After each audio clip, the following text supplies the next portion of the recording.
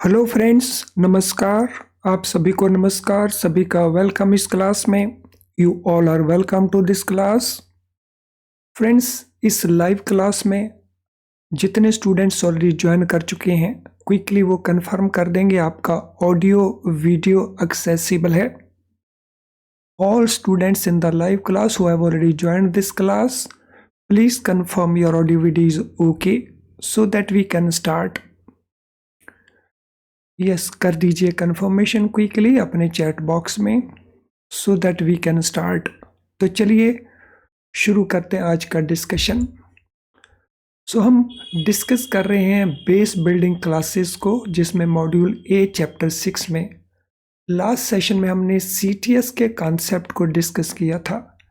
Base building classes के अंदर हम कॉन्सेप्ट के साथ साथ क्वेश्चंस को भी डिस्कस कर रहे हैं सो दैट पेपर में फिर वो कोई भी क्वेश्चन पूछे उस कॉन्सेप्ट में से तो हम उसको आसानी से आंसर कर सकें। तो लास्ट सेशन में हमने सीटीएस को कंप्लीटली डिस्कस किया था, लेकिन उसके जो क्वेश्चंस थे वो रह गए थे। तो इस सेशन में हम शुरू करेंगे क्वेश्चंस ऑन सीटीएस और उसके बाद हम चेक कलेक्शन के जो रूल्स हैं उससे रिलेटेड जो कॉन्सेप्ट हैं, आरबी की गाइडलाइंस हैं, उनको डिस्कस करने वाले हैं। तो चलिए शुरू करते हैं सीटीएस से related questions. This is question number 1। So my request to all the students, अगर आपने लास्ट सेशन को वॉच नहीं किया तो पहले उस वीडियो को वॉच करें और उसके बाद फिर आप इन क्वेश्चंस को अटेम्प्ट करें and that will improve your confidence. तो ये फर्स्ट क्वेश्चन आपकी स्क्रीन के ऊपर। When was the CTS check truncation system introduced by RBI? So इसको इंट्रोड्यूस कब किया गया था? 1 फरवरी 2022 को, 2025 को, 28 को या 2010 को? When was check truncation introduced in India? So check truncation का जो सिस्टम है इंडिया में उसको इंट्रोड्यूस कब किया गया? व्हेन इट वाज इंट्रोड्यूस्ड, कब उसको इंट्रोड्यूस किया गया?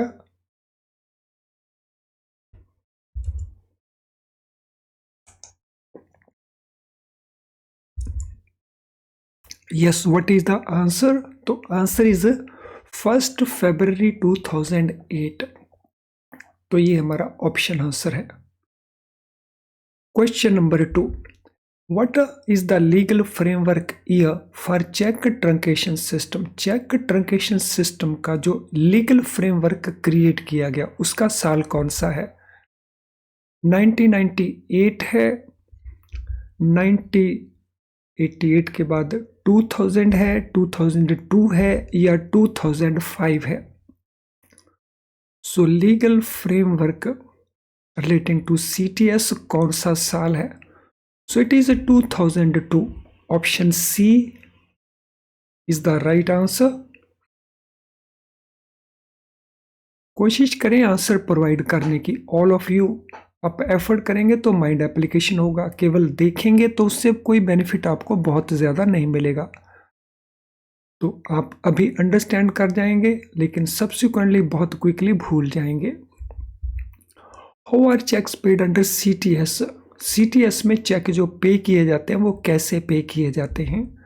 फिजिकल मूवमेंट ऑफ चेक्स के साथ, based on their electronic image, through cash transactions या वाया डिजिटल वॉलेट्स। तो how cheques are paid under CTS? So चेकों का जो पेमेंट है, उनका जो भुगतान है वो कैसे होता है? फिजिकल मूवमेंट ऑफ चेक के साथ या based on the electronic image या थ्रू कैश ट्रांजैक्शन या वाया डिजिटल वॉलेट। तो this is based on electronic image. Electronic image के ऊपर बेस्ड ये पेमेंट किया जाता है। Which of the following statement are true about truncation? So इनमें से कौन सा स्टेटमेंट ट्रंकेशन को लेकर के करेक्ट है? It involves physical movement of the checks. Presenting bank cannot stop flow of physical checks. Electronic image is transmitted to the paying branch during truncation. Truncation is done after the clearing cycle. तो हमने बताना है इनमें correct statement कौन सी है truncation को लेकर के। सो सभी स्टेटमेंट्स को रीड करिए, केयरफुली रीड करिए, माइंड को अप्लाई करिए, रिकॉल करिए क्या हमने कॉपी में नोट किया था from the previous session and then answer provide कर दीजिए, आंसर मिल जाएगा। So what shall be the answer? The answer will be C. Electronic image को ट्रांसमिट किया जाता है पेइंग ब्रांच के को ट्रंकेशन प्रोसेस के दौरान, तो option C is the right answer. Which of the following is the characteristics of CTS? विशेषता कौन सी है CTS की, चेक ट्रंकेशन सिस्टम की? The paper check after truncation is kept by the payer. Truncation is not done during clearing cycle. Addition of digital signature is mandatory for truncation. Truncation reduces the time taken for realization. तो हमने बताना है characteristic कौन सा लगता है आपको, विशेषता कौन सी लगती है, वो स्टेटमेंट इनमें से कौन सी है। क्वेश्चन नंबर 5, सभी स्टेटमेंट्स को केयरफुली देखें और फिर डिसाइड करें कौन सा स्टेटमेंट कौन सा आंसर करेक्ट बनता है।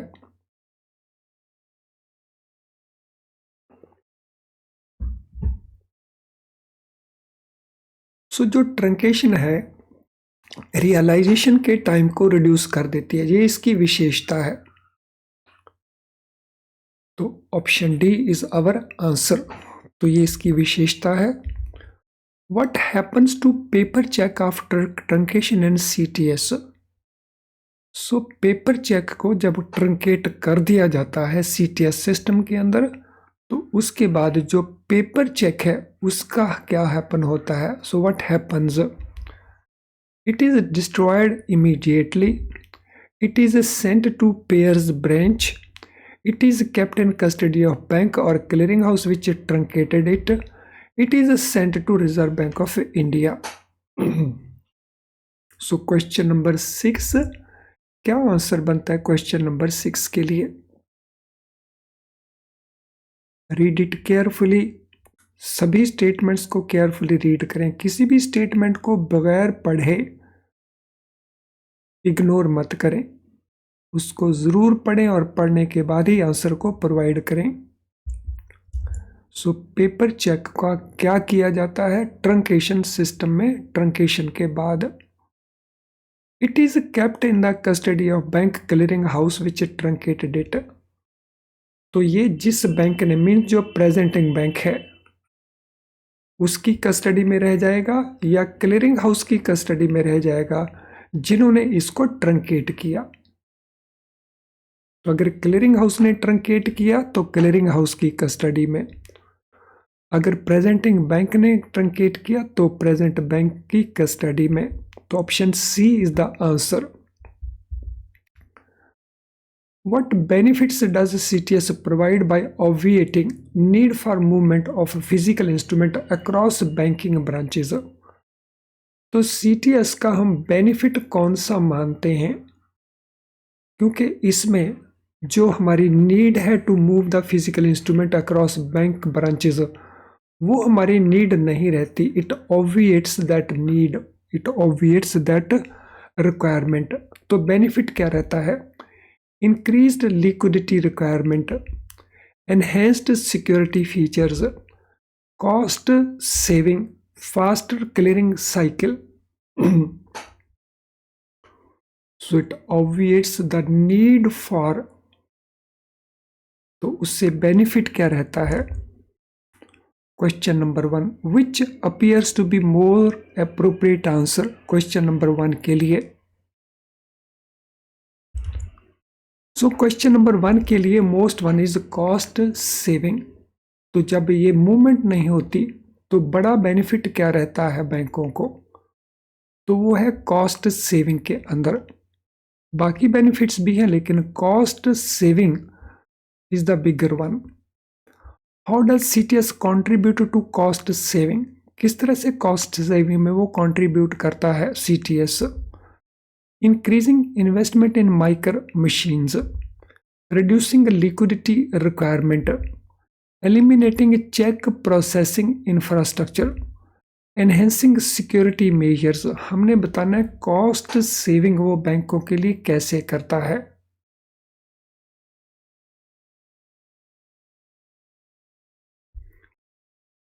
और it does cost saving. Question number 2 के लिए what will be the answer?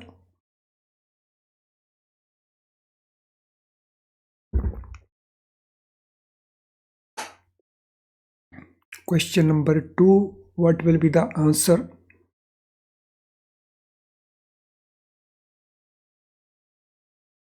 So question number 2 के लिए इससे जो चेक प्रोसेसिंग का इंफ्रास्ट्रक्चर है उसको एलिमिनेट ये कर देता है virtually.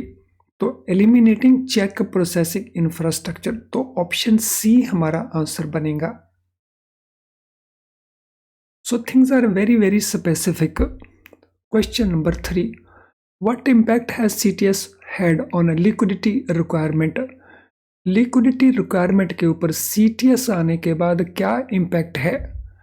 Increased, no impact, reduced या shifted liquidity to outstation cheque? So what is the impact on liquidity requirement? Liquidity requirement के ऊपर क्या इम्पैक्ट है CTS आने के बाद? So what will be the answer? Liquidity increase होगी, लिक्विडिटी के ऊपर कोई इंपैक्ट नहीं, लिक्विडिटी रिक्वायरमेंट कम हो गई या ये शिफ्ट हो गई है टू आउट स्टेशन चेक्स। तो क्वेश्चन नंबर 3 के लिए आवर आंसर विल बी ये रिड्यूस हो गई है रिक्वायरमेंट। सो इससे जो लिक्विडिटी की रिक्वायरमेंट थी वो रिड्यूस हो गई है, क्योंकि इसमें जो सेटलमेंट है वो नेट बेसिस के ऊपर बन जाता है। What is one of outcomes of CTS regarding micro amount encoding? तो CTS की आउटकम क्या है माइक्रो अमाउंट एनकोडिंग को लेकर के? Increased encoding errors, continuous reconciliation differences, elimination of micro amount encoding या एनहेंस्ड डेटा मैनिपुलेशन। हमने बताना है रिजल्ट आउटकम CTS का किसको लेकर के? माइक्रो अमाउंट एनकोडिंग को लेकर के।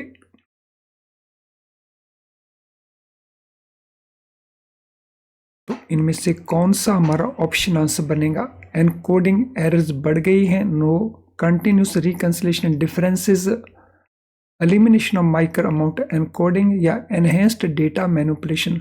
तो ऑप्शन हमारा बन जाता है यहाँ पे सी, माइक्रो अमाउंट एनकोडिंग का एलिमिनेशन। तो this is our option answer. Question number 5, what risk does CTS eliminate for cheque during transit? Transit के दौरान जब फिजिकल चेक को एक जगह से दूसरी जगह भेजा जाता था तो देयर वाज सम रिस्क। कौन सा वो रिस्क है जो एलिमिनेट हो गया है? Risk of being lost, tampered और pilfered, risk of delayed clearing cycle, risk of data manipulation at the bank या रिस्क ऑफ चेक रिजेक्शन। तो कौन सा रिस्क एलिमिनेट हो गया है CTS के कारण, बिकॉज ऑफ CTS?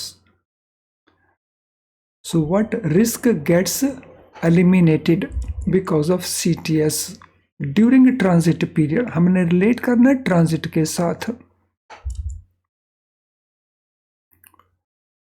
अगर आपने प्रीवियस लेसन को वॉच किया है तो इन क्वेश्चन के आंसर आप क्विकली दे सकेंगे, और अगर वॉच नहीं किया तो पहले उसको वॉच करेंगे फिर आंसर देना इजी हो जाएगा। तो यहाँ पे हमारा ऑप्शन आंसर आ जाएगा ए, जो उसका लॉस का है, टेम्पर विद होने का है या पिल्फरिंग होने का है। तो that risk has been eliminated because of CTS। How does CTS benefit customer in terms of clearing cycle? तो कस्टमर को बेनिफिट देता है CTS क्लियरिंग साइकिल की टर्म्स में। वो कैसे बेनिफिट देता है?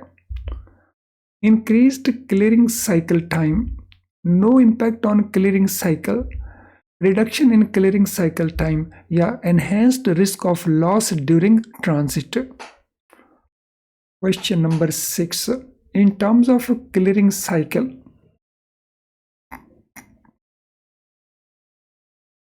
तो किस तरह से कस्टमर को बेनिफिट मिला इन terms of clearing cycle. So customer को बेनिफिट मिला कि क्लियरिंग साइकिल टाइम जो है वो रिड्यूस हो गया।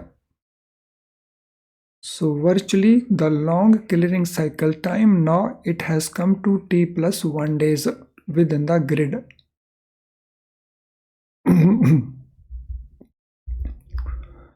What charges are not applicable with the CTS grid for outstation check collection? कौन से वो चार्जेस हैं जो CTS ग्रिड के within outstation cheque collection में अब एप्लीकेबल नहीं रहे? Clearing cycle charges, speed clearing charges, micro encoding charges या सिक्योरिटी चार्जेस, कौन से वो चार्जेस हैं जो अब एप्लीकेबल नहीं हैं? which are not applicable within the grid, grid के विद इन, ये ध्यान रखना है। सो अगर आउटसाइड द ग्रिड हैं तो चार्जेस एप्लीकेबल हैं, लेकिन विद इन द ग्रिड ये चार्जेस एप्लीकेबल नहीं है। क्वेश्चन नंबर 7, क्या आंसर बनता है क्वेश्चन नंबर 7 का?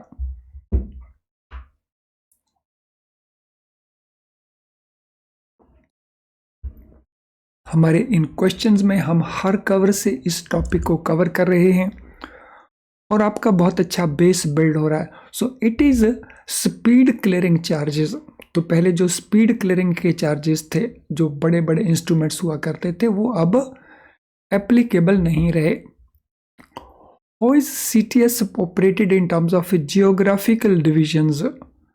अगर हम इंडिया में जियोग्राफिकल डिविजन्स के पॉइंट ऑफ व्यू से देखें तो CTS को कैसे ऑपरेट किया जाता है? Divided into urban and rural divisions, divided based on banking sector participation, divided into northern, western and southern grids, divided into time zones। तो CTS जो ऑपरेशनल पार्ट है बेस्ड ऑन जियोग्राफिकल डिविजन्स, इनमें से कौन सी statement हमारी correct बनती है? Question number 8, सो CTS के अब ग्रिड्स बना दिए गए। So there are 3 grids, northern grid, western grid and southern grids. तो option C is the answer. Friends, इससे पहले कि हम आगे मूव करें, this is important information for you. क्या आप अपना प्रेपरेशन IIBF बुक्स को यूज करके कर रहे हैं? अगर ऐसा है तो हो सकता है आपके सामने कुछ इश्यूज आ रहे हों। Issue number 1, difficult to understand. इन बुक्स को जैसे लिखा गया है, जो इनमें लिखा गया है, बहुत लेंथी होने के कारण या टफ होने के कारण आपको अंडरस्टैंड करने में डिफिकल्टी आती है, और डिफिकल्टी को सॉल्व करने के लिए आप उसको बार बार पढ़ते हैं, भूल जाते हैं और फिर बार बार पढ़ना पड़ता है, जिससे आपका जो टाइम है वो बहुत टाइम कंज्यूमिंग एक्सरसाइज बन जाता है ये सारा स्टडीज। और इसके अलावा आपको इसमें जो प्रैक्टिस क्वेश्चन मिलते हैं बुक्स में, वो बहुत थोड़े क्वेश्चन प्रैक्टिस होते हैं हर चैप्टर के एंड के ऊपर, जिससे आपकी प्रॉपर प्रैक्टिस नहीं हो सकती। तो इसका सॉल्यूशन क्या है? इसका सॉल्यूशन है हमारे best quality very low priced video lessons. इतनी प्राइस कम दैट आपको लगेगा कि आपको बेस्ट मिल रहा है और बगैर किसी प्राइस के। तो वीडियो लेसन में हम कॉन्सेप्ट को बहुत आसान करके समझाते हैं, जिससे वो आप आसानी से समझ जाते हैं और बहुत क्विकली अंडरस्टैंड कर जाते हैं, जिससे आपकी ये दोनों ही प्रॉब्लम्स सॉल्व हो जाती हैं और फिर आप ऑलमोस्ट पूरे सिलेबस को कवर कर पाते हैं। इसके अलावा हमारा जो क्वेश्चन बैंक है, जिसमें मल्टी चॉइस क्वेश्चंस आपको अवेलेबल रहते हैं, तो वो आपकी बहुत प्रैक्टिस करवा देता है। एग्ज़ाम के जस्ट पास जा कर के हमारे मेमोरी रिकॉल्ड क्वेश्चंस होते हैं, तो जिनको अगर आप यूज़ करते हैं तो आपको पूरा पैटर्न पता चल जाता है कि पेपर में क्या पूछा गया, क्या पूछा जाता है। तो अगर इतना कुछ अवेलेबल है जो हमारी हेल्प करेगा, तो why not to use it. तो ये अवेलेबल है हमारी ऐप के अंदर और इसको आप हमारी वेबसाइट के थ्रू भी यूज़ कर सकते हैं। तो इसको यूज़ करके आप अपने जो चांसेस हैं मिनिमम स्कोर के उसको इम्प्रूव कर सकते हैं। तो चलिए अगले क्वेश्चन को देखते हैं। What is first step in clearing cycle for CTS instruments? CTS instruments में जो फर्स्ट स्टेप है क्लियरिंग साइकिल के अंदर, तो वो फर्स्ट स्टेप कौन सा है? Presentation by presenting bank, processing by clearing house, payment by paying bank या return file data sent by paying bank. तो क्वेश्चन नंबर 1 का आंसर क्या बनता है?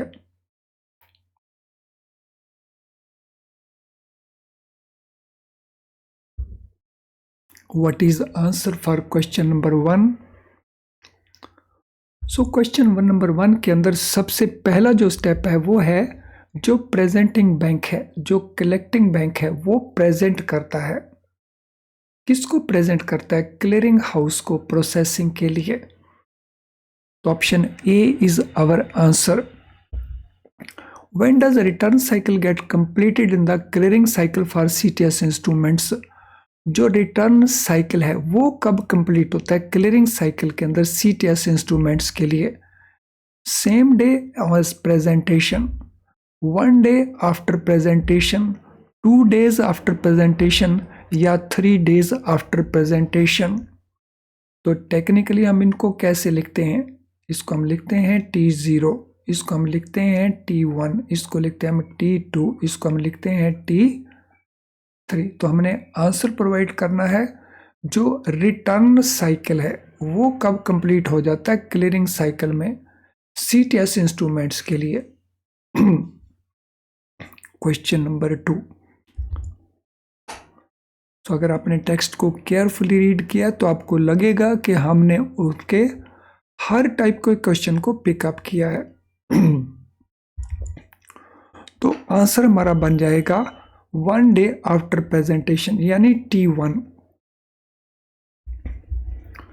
What is role of clearing house after closure of the clearing window? Clearing window जब समाप्त हो जाए तो उसके बाद क्लियरिंग हाउस का रोल क्या रहता है?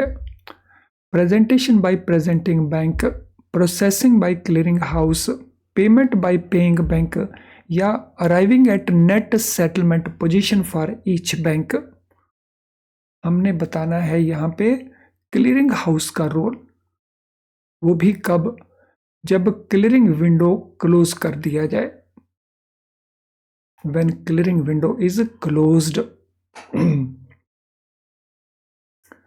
सो क्लियरिंग विंडो के अंदर रिसीट होता है चेक्स का।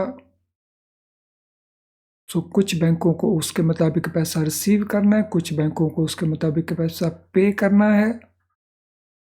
तो इसमें क्लियरिंग हाउस का रोल क्या रहता है क्लियरिंग विंडो क्लोज होने के बाद? सो क्लियरिंग हाउस जो है वो अराइव करता है net settlement position of each bank.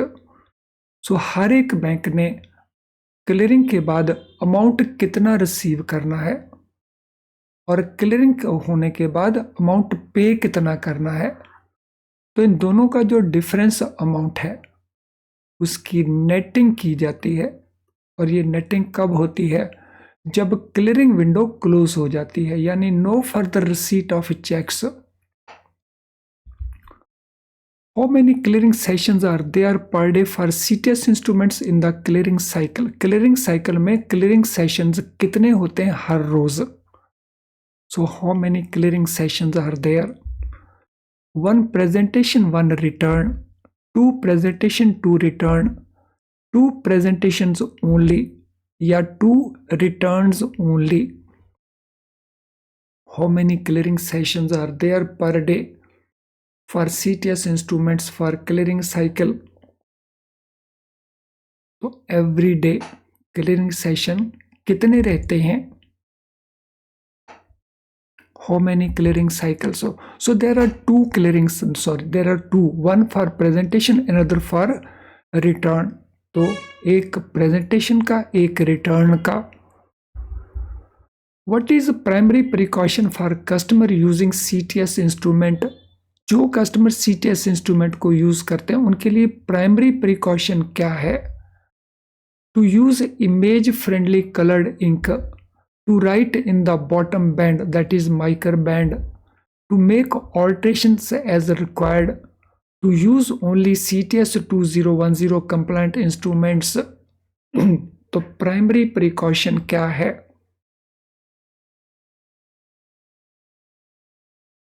What is primary precaution for customers using CTS instruments?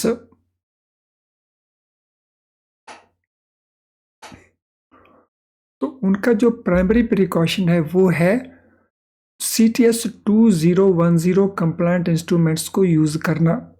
तो जब वो इसको यूज करेंगे तो सारी रिक्वायरमेंट्स मीट विद हो जाएंगी।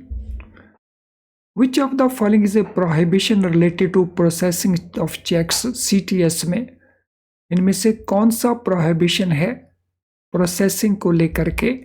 Using image friendly coloured ink, making alterations in material fields, writing in the bottom band MICR band, writing clearly and legibly. इनमें से कौन सा प्रोहिबिटेड है जिसके कारण प्रोसेसिंग नहीं होगी चेक्स की? जिसके कारण चेकों का प्रोसेसिंग रुक जाएगा। तो वो प्रोहिबिशन इनमें से कौन सी है? Question number 6। तो क्वेश्चन नंबर 6 का आंसर है C. It is prohibition related to processing of cheques, making alterations in the material field. Option हमारा सी ना हो करके ऑप्शन बी है। मेकिंग ऑल्ट्रेशंस, अगर ऑल्ट्रेशंस कर दी गई मटेरियल फील्ड्स के अंदर तो प्रोसेसिंग रुक जाएगी। लेकिन ऑप्शन सी भी करेक्ट है। बॉटम बैंड जो माइकर बैंड है तो वहां पे कुछ नहीं लिखा जाएगा। तो यहां पे बेस्ट आंसर हमारा बन जाएगा B and C. Processing part को लेकर के हम बात कर रहे हैं। According to precautions, what should customer avoid while writing on the check? Precautions के मुताबिक कस्टमर को क्या अवॉइड करना चाहिए जब वो चेक को लिख रहा है? Using fresh check if necessary, writing in the bottom band marker band, making alterations in material field, writing details using different pens at different times. तो प्रिकॉशंस के मुताबिक what customer should avoid while writing the cheque? Customer को क्या avoid करना चाहिए? Customer को avoid करना चाहिए using details, writing details using different pens at different times. तो इसको एक ही पेन यूज करना है और एक ही समय के ऊपर चेक को फिल करना है। What is the consequence of check not compliant with CTS 2010 standards? अगर चेक कंप्लाई नहीं करता CTS 2010 स्टैंडर्ड्स को तो उसका कॉन्सिक्वेंस क्या होगा? What will be the consequence? They are allowed to be cleared. They are returned to the presenting bank. They are processed by clearing house. They are sent to paying bank for payment. हमने बताने हैं consequence क्या होंगे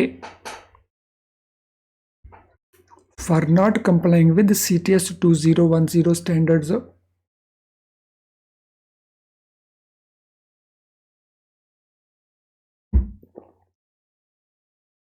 what shall be the consequence? The consequence will be they will be return to the presenting bank. Cheque को process नहीं किया जाएगा, check को रिटर्न कर दिया जाएगा प्रेजेंटिंग बैंक को।